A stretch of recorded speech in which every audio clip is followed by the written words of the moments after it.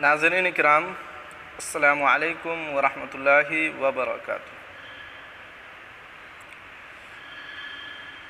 दफ्तर बिहार स्टेट मदरसा education board Patna, हिदायत बराए इंटरव्यू।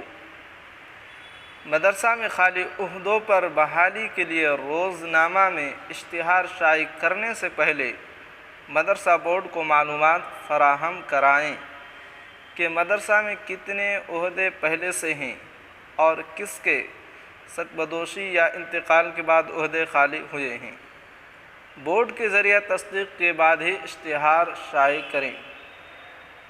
उसके बाद इंटरव्यू की तारीख़ की इत्तला रोज़नामा की कापी के साथ दफ्तर को मौसूल कराएंगे और दफ्तर के ज़रिए नामज़द मुशाहिद की मौजूदगी में खाली ओहदों पर इंटरव्यू की कार्रवाई अमल में लाएंगे।